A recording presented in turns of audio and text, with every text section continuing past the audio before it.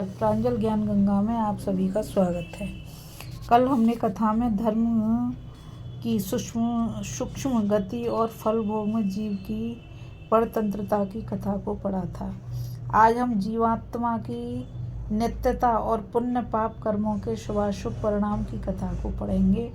आपको ये तो पता ही होगा कि हम संक्षिप्त महाभारत का पाठ कर रहे हैं, जिसमें कि वन पर्व चल रहा है और ये सारी कथाएं वन पर्व के अंतर्गत ही आ रही हैं। तो चलिए कथा शुरू करते हैं। कौशिक ब्राह्मण ने प्रश्न किया, हे कर्म वेदताओं में श्रेष्ठ, जीव सनातन कैसे हैं? इस विषय को मैं ठीक ठीक समझना चाहता हूँ। धर्मव्याध ने कहा, देह का नाश होने पर जीव का नाश नहीं होता। मूर्ख मनुष्य जो कहते हैं कि जीव मरता है, सो उनका यह कथन मिथ्या है। जीव तो इस शरीर को छोड़कर दूसरे शरीर में चला जाता है। शरीर के पांचों तत्वों का पृथक पृथक पांचों भूतों में मिल जाना ही इसका नाश कहलाता है। इस जगत में मनुष्य के किए हुए कर्मों को दूसरा कोई नहीं भोगता। उसने जो कुछ कर्म किया है उसे वह स्वयं ही भोगेगा। किए हुए कर्म का कभी नाश नहीं होता। पवित्र आत्मा मनुष्य पुण्य कर्मों का आचरण करते हैं और नीच पुरुष पाप कर्मों में प्रवृत्त होते हैं। वे कर्म मनुष्य का अनुसरण करते हैं और उनसे प्रभावित होकर वह दूसरा जन्म लेता है। ब्राह्मण बोला, जीव दूसरी योनि में कैसे जन्म लेता है? पाप और पुण्य से उसका क्या संबंध है? किस प्रकार होता है? वह पुण्यमयी तथा पापमयी योनियों की प्राप्ति उसे किस तरह होती है? धर्मव्याध ने कहा, जीव कर्म बीजों का संग्रह करके जिस प्रकार शुभ कर्मों के अनुसार उत्तम योनियों में और पाप कर्मों के अनुसार अधम योनियों में जन्म ग्रहण करता है, उसका मैं संक्षेप से वर्णन करता हूँ।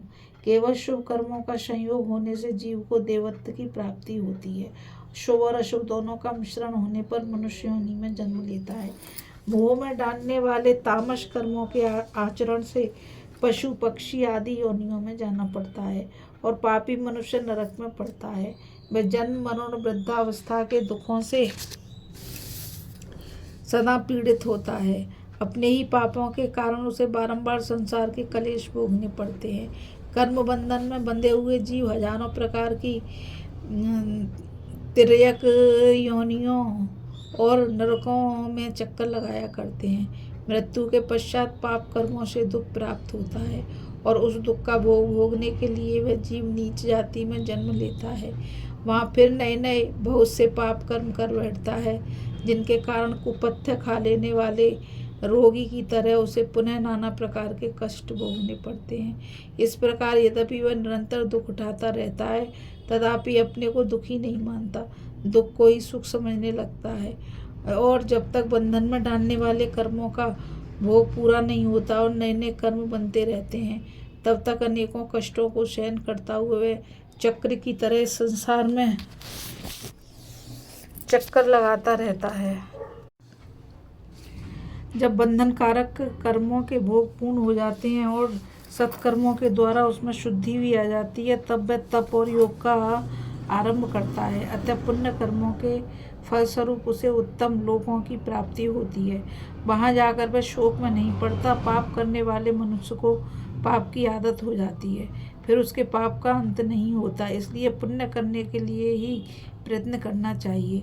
पाप का तो त्याग ही उचित है। जो संस्कार संपन्न, जितेंद्रिय, पवित्र तथा मन पर काबू रखने वाला है, उस बुद्धिमान पुरुष को दोनों ही लोकों में सुख की प्राप्ति होती है। इसलिए प्रत्येक मनुष्य को चाहिए कि वह सत्पुरुषों के धर्म का पालन करे और शिष्टों के ही समान बर्ताव करे। संसार में जिससे किसी को कष्ट न पहुँचे, ऐसी वृत्ति से जीव का चलावे। अपने धर्म के अनुसार ही कर्म करे, जिससे कर्मों का संकर यानी मिश्रण ना होने पावे।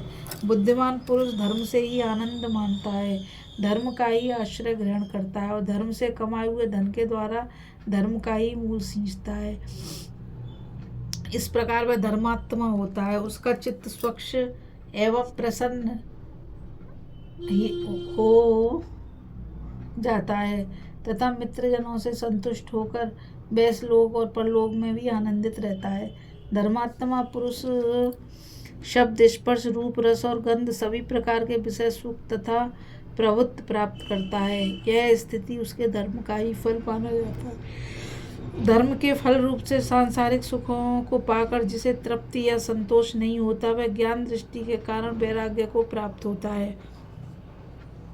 बुद्धि के नेत्रों से देखने वाला मनुष्य राग द्वेष आदि दोषों से युक्त नहीं होता, वह विरक्त और पूर्ण हो जाता है, पर धर्म का त्याग नहीं करता।